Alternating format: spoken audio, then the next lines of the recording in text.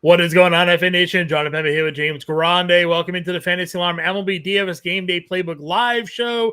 Today we are looking at the Friday 10-game main slate over on DraftKings. Our guy James Grande was on your playbook today. I wrote the Prize Pick Sleeper and Underdog affiliate partner contest picks today. So you got those all over on Fantasy Alarm.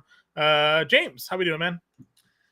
We are doing interesting 10-game slate.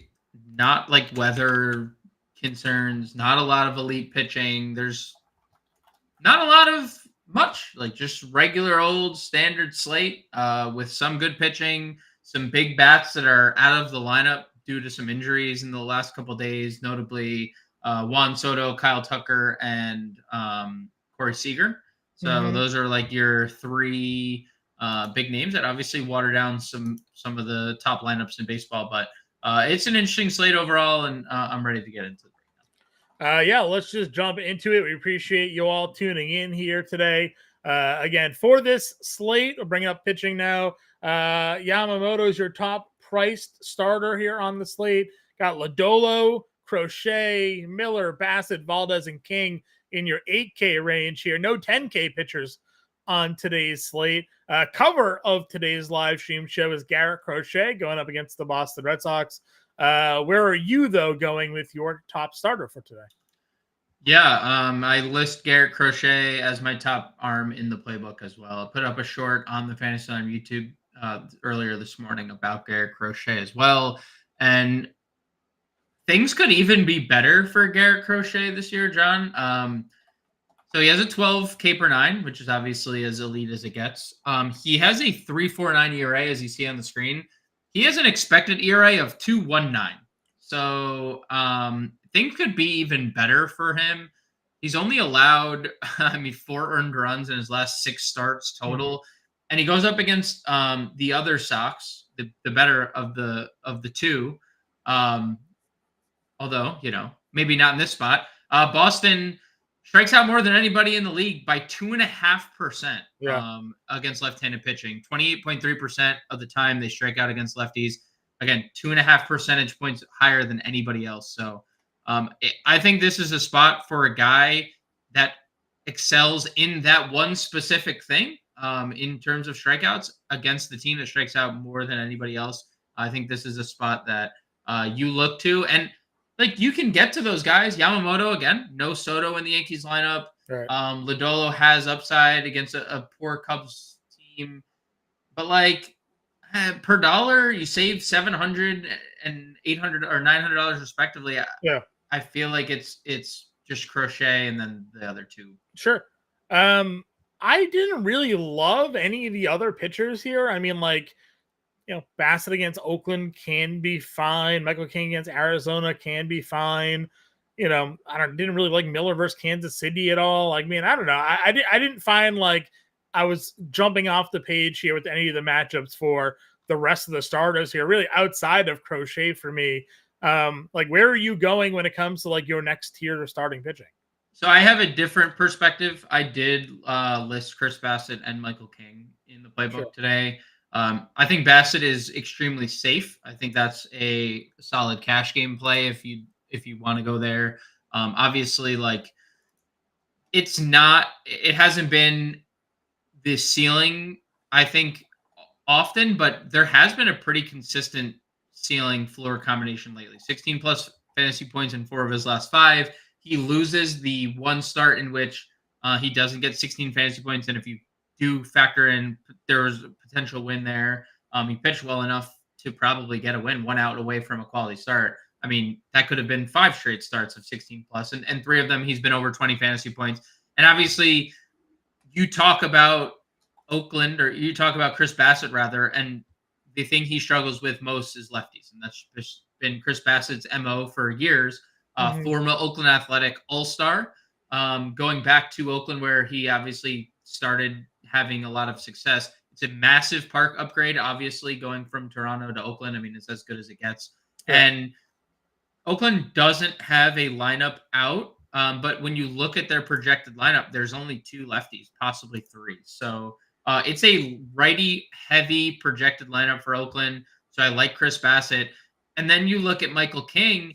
And you and I kind of discussed it on the podcast this morning.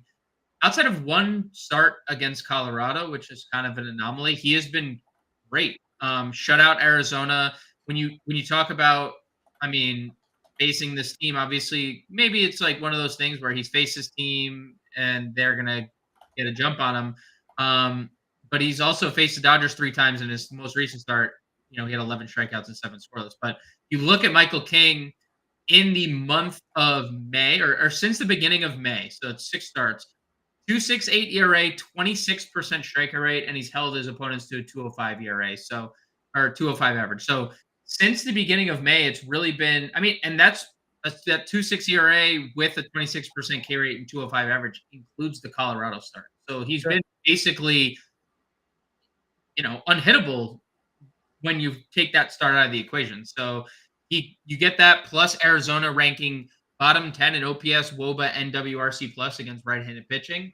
I really like Michael King. So I have a little different perspective than you do in this. Yeah, I didn't say they were bad. I said they were fine. I just said, they didn't necessarily like jump off the page. I certainly can see Michael King obviously finding success, knowing Arizona's more potent against lefties than righties here. Who knows? Corbin Carroll had a good night last night. Maybe this is the breakout that we've waited for Corbin Carroll there.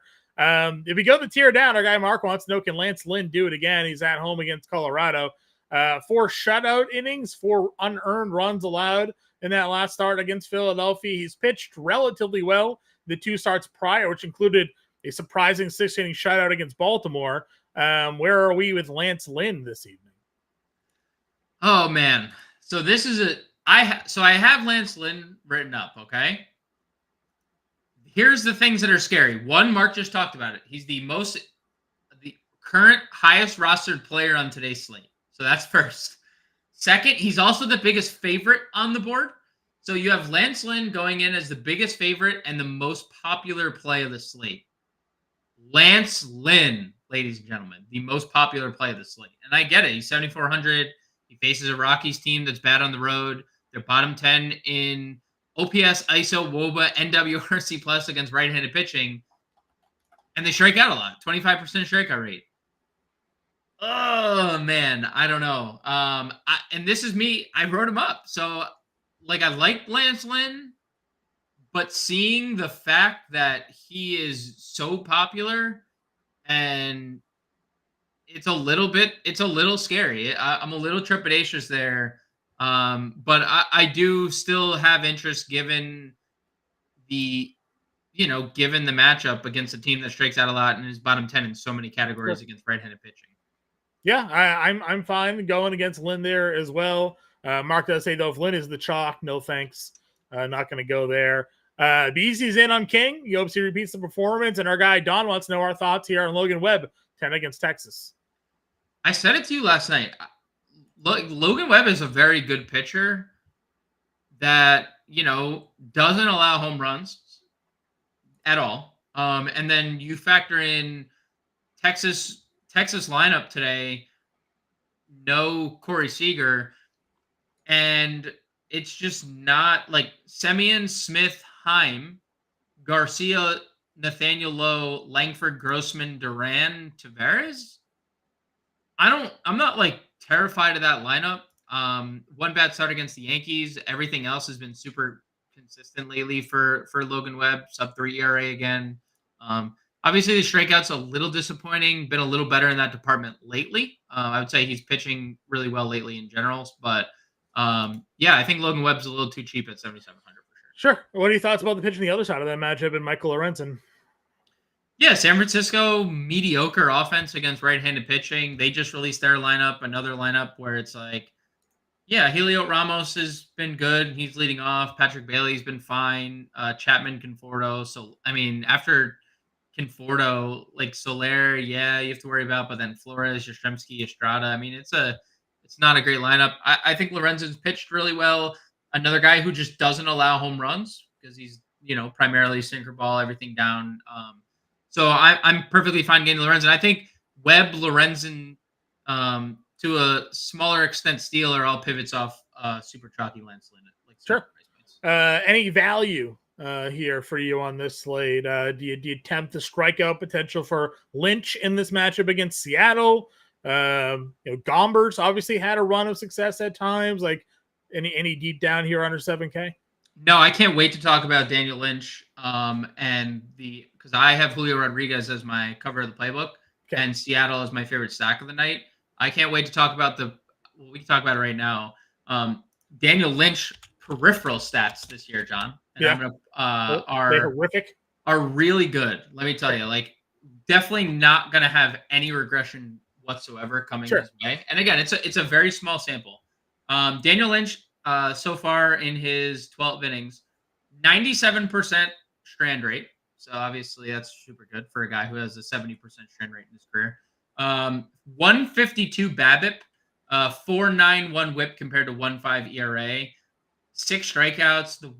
The home runs are still bad, and yet like here we are, Daniel Lynch pitching to a 1.5 ERA. So I am completely off him. I'm completely on the other side of this. I do think Logan Allen is a little bit interesting. I get that Miami has a couple of guys that have hit well lately. I do. I fully understand it. Like Jake Berger, Josh Bell have been pretty good for Miami of late. I also think Logan Allen's a little too cheap. He's coming off a start where, he had to pitch in Coors. That's not fun. The 3 starts prior, we saw Logan Allen kind of at his best. 7 strikeouts in back-to-back starts, one of which versus the Angels, a team that we're going to talk about a lot anytime there's left-handed pitcher on the mound. And the third, 2 of them have been shutouts. So I like 6,900 for Logan Allen when you factor in, even with Miami being good, sub 600 OPS as a team, sub 100 ISO as a team, sub 70 WRC plus against left-handed pitching. They don't strike out a lot, but they also don't walk. Everything's put in play. So if they're there's a lot of appeal to a $6,900 pitcher if you want to get to like Dodgers bats, right? Sure. Who are in Yankee Stadium, or if you want to spend up on people in Great American and whatnot. So I think there is some appeal to getting to some Logan Allen. Let's move on over to the catcher position here. And again, we appreciate you all in the chat. If you haven't already hit that like button, hit that share button. That's certainly the free way to support the show here. Catcher, where are you going today? Obviously, there are some very expensive options on this board. We generally like to spend down. Which direction are you going? Well, David Fry, 50. I'm just kidding. Not paying for David Fry. Salute to David Fry. Salute to David Fry. He is good versus lefties. He's much cheaper on FanDuel. So if you want to get exposure to David Fry, go play him on FanDuel where he's $3,600. And he has catcher, first base, and outfield eligibility over there. I think Danny Jansen would be the only guy over 4K I'm really interested in. He's hit lefties really well. He's also been pretty bad lately. So you have that. Under 4K, Yanir Diaz, I think that's a definite play. Home runs in 3 straight games. Although Griffin Canning, the splits are lefty-centric. I do think Griffin Canning just overall isn't very good, so you can definitely get there. Ivan Herrera, $3,300, is a guy that I'm interested in if he's hitting, somewhere in that middle of the lineup for St. Louis in a pretty good spot. Gomber due for some regression. I think my favorite catcher of the day is Mitch Garver, 2,900. I know he's been relatively bad. 2 of the last 4 games, there's obviously been signs of life. Lots of power in Mitch Garver's bat. Still, despite the numbers, this is another guy. I correlate this to when we talked about Adam Duvall yesterday. Adam Duvall numbers on the surface look terrible. But guess what? Adam Duvall homered yesterday because he faced a lefty. Mitch Garver leads the Mariners in slugging percentage at 521, OPS at 866, ISO at 271 against left-handed pitching. So I think Mitch Garver at 2,900 showing signs of life is probably my favorite catcher of the day going up against Daniel Lynch, who when you look at Daniel Lynch throughout his career, all the power has really come against righties. And not to say lefties don't give him damage. When you look at the last time Daniel Lynch has been extended, lefties hit him too. But I really like 2,900 Mitch Garver. Sure. First base then. Where are we looking up top here? Obviously, Ohtani and Freeman against Poteet are there. You have Steer versus a lefty at 51. Pasquantino, Vlad Guerrero. What's your core targets in the top half of first base? Definitely Otani Freeman. Poteet has specifically had issues with lefty power in his career. Lefty power in Yankee Stadium is not a good thing to have problems with, right? So, 29-year-old Cody Poteet in his semi-limited 3-year sample this is not the spot for him in my personal opinion. So definitely Otani and Freeman. If you can get to both, that'd be great. I don't really have much interest in any of these other guys. Like you could definitely get to Spencer Steer if you feel like Justin Steele is just not going to get back to where he was last year. And then I just kind of gravitate towards like this 4K 3,900 range where Candelario, Goldschmidt sit. I think both those guys are very interesting down there in that kind of range. Yeah, I like the Candelario price at 4K. You mentioned obviously the Miami guys. You're in on Logan Allen, but if you were to go Burger at $3,300, there's certainly some power. Gavin Sheets, some lefties against Criswell, $3,400, some power there if you're riding that matchup as well. So it's actually been the righties for Criswell that have given him a lot of issues this year. So I do think I would split the difference with you and go Vaughn instead of Gavin Sheets. Not to say I hate Gavin Sheets, but Andrew Vaughn's been pretty good of late. Hit streak in 6 straight games. The power has finally been a little bit more prevalent. This is also like the first time the White Sox have been like even money in 15 games because they're on the losing streak they've been on. But I think like just a couple of like value options I would turn to. Ty France 36. He's been pretty good against lefties. Justin Turner. I know Justin Turner's been relatively bad for a long stretch.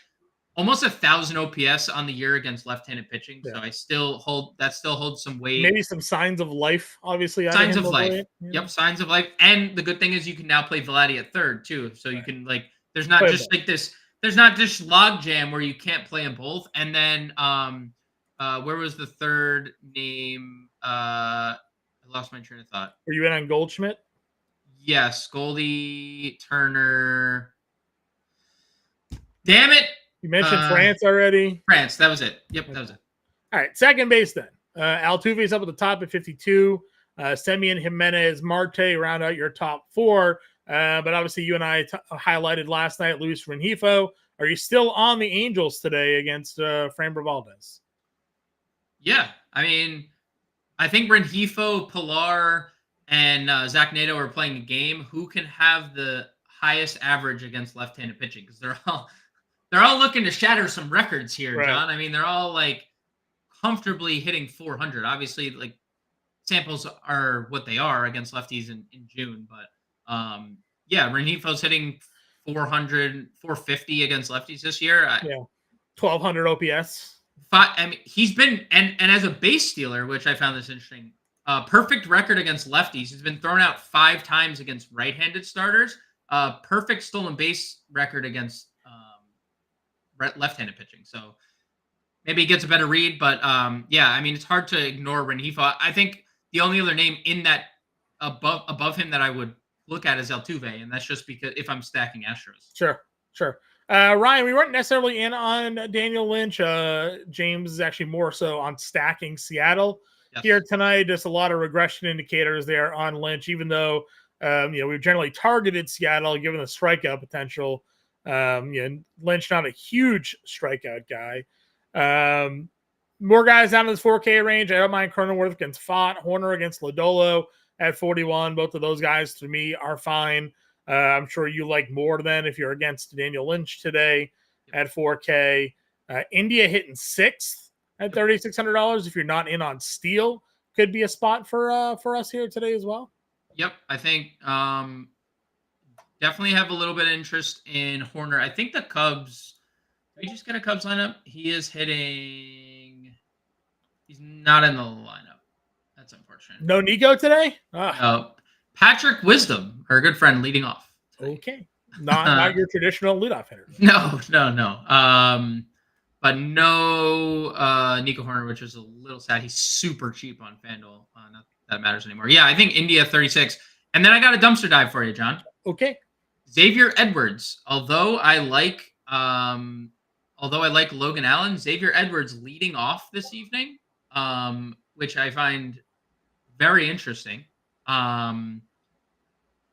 Has been really good at AAA. Had a late start to the year due to I think he had like some type of infection, but had a late start to the year, like hitting well into 300s. He's a stolen base threat. If you're not playing Logan Allen, I think Xavier Edwards is a little bit interesting, just given the price. He's like Stone Cold Min on FanDuel, 2,200 on Draft. You do not find very often $2,200 leadoff hitters. Yeah, BZ, we're not doing weathers here. Early, I mean, if you want to, you can, obviously, but I am not looking to pitch against Cleveland here with Ramirez and Fry, the way they've hit lefties. Jimenez has hit lefties well.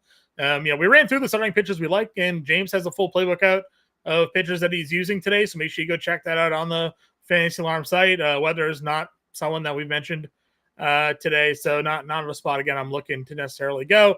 If you're making like 20 lineups, though, sure. If you want to be a little different, like get your exposure, spread it around. Yeah, of course. If you're playing one lineup today, I'm not really going weathers here.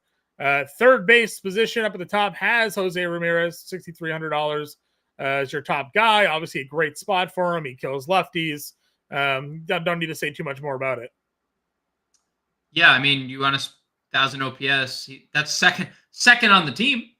There's someone frying a little bit more than Jose Ramirez against left-handed pitching, but 1,000 OPS, better side of the split. Interestingly enough, he does not strike out against lefties, and this is a guy who does and to Mark's point, Guardians top 5, they are top 5. I mean, 175 ISO. Steven Kwan, lefty, 944 OPS against left-handed pitching this year. So I know Ryan Weathers has finally maybe figured it out after years of not. But no thanks for me, dog. Yeah, for sure. Mentioned obviously the mid-tier, Vladdy can dual positional eligibility. Morel, we talked about Gifo. Josh Smith here at $4,200, hitting second tonight. Does that mean no Seager in the lineup? Yeah, no Seager. Yes. No Seager today. So obviously he left with the injury the other day. What are we looking at third? I think this is the worst position on the board by a pretty wide margin.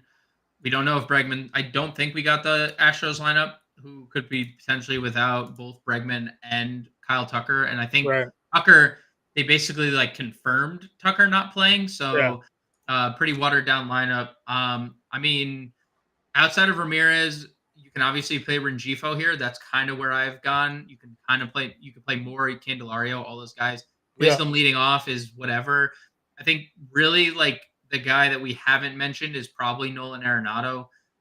Again, not a great play because Nolan Arenado has not been great. There has been some home runs out of him lately, 3 in his last 7 games. So, if you want to play Nolan Arenado at 3,700, by all means. I think St. Louis offers up a lot of cheap ways to get exposure to a lot of guys that have had a long history of hitting lefties. Sure. Again, Burgers down here against Allen at $3,300 if you wanted to go there. IKF 2,900 as the second and third base eligibility. Could plug him in there if he's in the lineup here today. That's probably it though at third base. Yep. Anything else for you? Nope.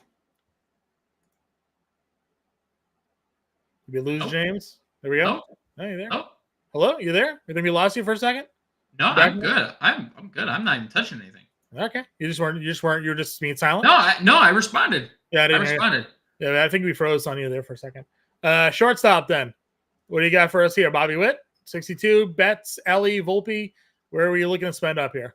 I think for me, there's 2 routes here. You spend all the way up or you spend all the way down. You go to Witt and Mookie. I think I prefer Witt. But I obviously have no problem with Mookie. I don't really care to get to Ellie against a lefty. You can get to Volpe if you want. Obviously doesn't have the Soto protection. Verdugo's hitting behind him. But then I think you just kind of skip down the middle tier. You can definitely play J.P. Crawford, who's been good against lefties this year. But Mason Wynn and Zach Nato are just sitting there at 32 and 3,000 respectively that I think you just kind of have to take a look at. Mason Wynn, highest OPS on the team against left-handed pitching. And Zach Nato obviously is hitting over 400 against lefties. So Okay. I think it's all the way up or all the way down. I will say, and I'm just going to throw this out there and then move on. Paul DeJong has been really good against right-handed pitching this year, and Cooper Criswell has been really bad against right-handed pitching this year. That's all I'm gonna say. Yeah, power's there. Want a one-up power play for Paul DeJong? That's fine. Works for me. Outfield, got a Judge and Ohtani up at the top here. Obviously, Fry can use him in the outfield in a good spot. Jordan against Canning at $5,300 feels pretty good as well. You mentioned the troubles for Criswell against righties, Luis Robert.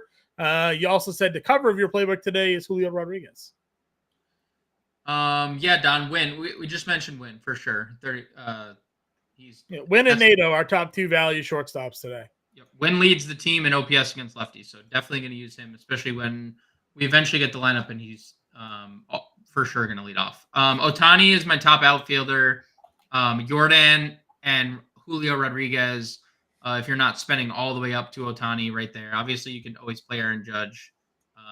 David Fry, I think, is more of a FanDuel play. I even think Luis Robert is more of a FanDuel play. He's like 3,400 over there. Sure. You can play Robert. I think you would just kind of have to you just play the White Sox righties. Vaughn sitting right behind him.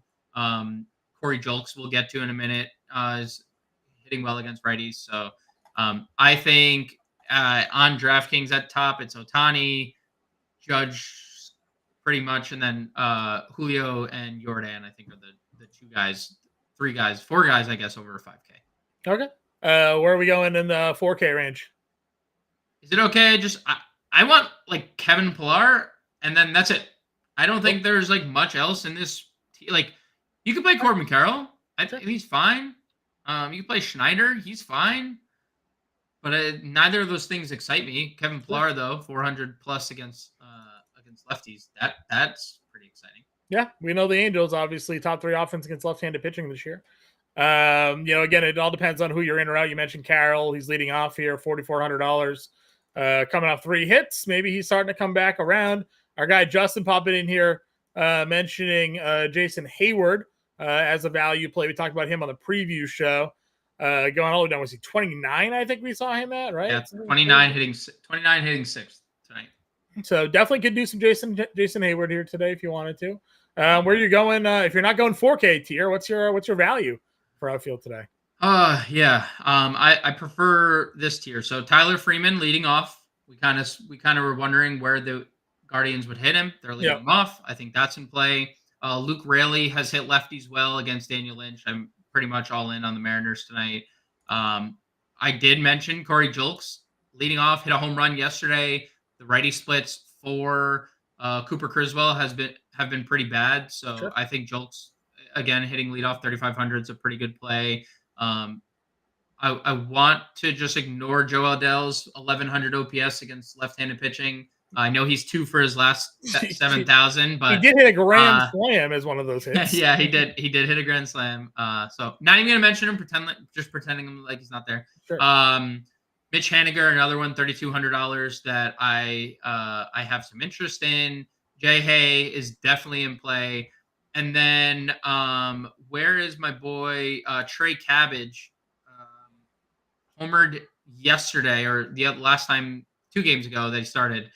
The Astros basically came out and said that they don't expect Kyle Tucker to play, and only reason he's on my radar is just because how bad Griffin Canning has been against left-handed pitching or left-handed hitters rather, and the Astros don't have any, dude. They have Jordan, Singleton, Caratini, and Trey Cabbage. Those are their 4 lefties. If there's no Kyle Tucker. Coming off the home run, 2,300. I don't hate the punt. Sure. All right, let's get a lineup build then. Obviously, we're going to start with Crochet. What's your SP2 though? I mean, how do you feel about SP2? I feel like if there was one guy, I guess I was gonna probably just go Lance Lynn. Most agreed on was Lance Lynn, but that's play the chalk. Play chalk Lynn here. Catcher $4,200. Then we Leonid Diaz play this one, right? I prefer Garver, but we could play Diaz. Okay, Garver's good. I like the value there. 2,900. All right, 44. What do we think?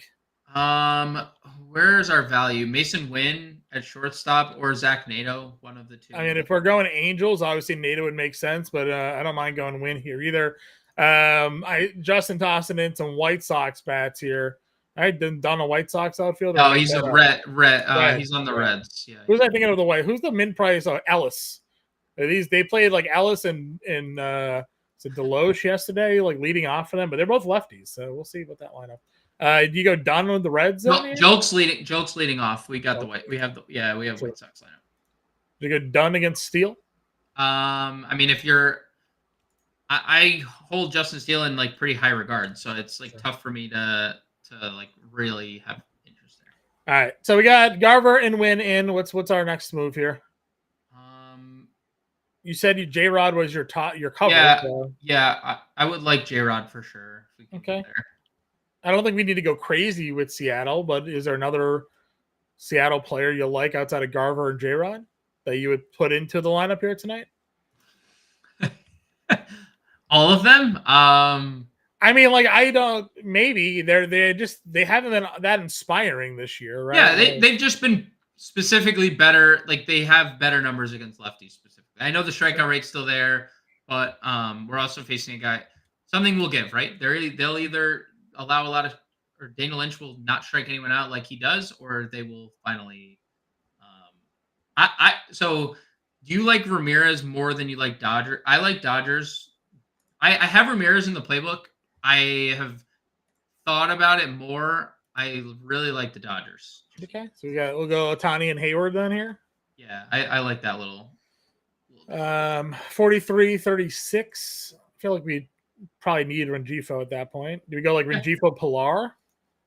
Yeah, we could do that. They'll hit right behind each other. And that gives us a 4,400 third baseman.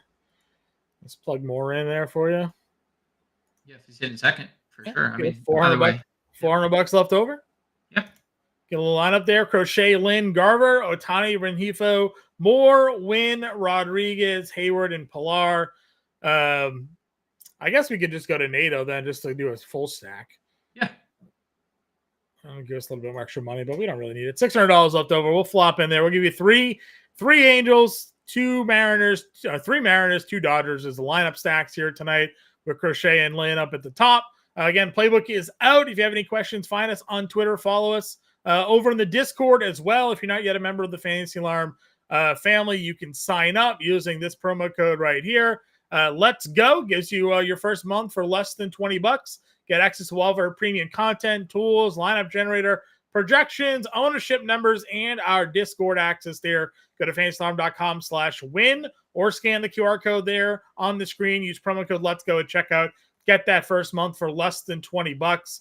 Again, everybody, good luck with your lineup builds here this evening. We'll get you all on Monday, and we'll see you then.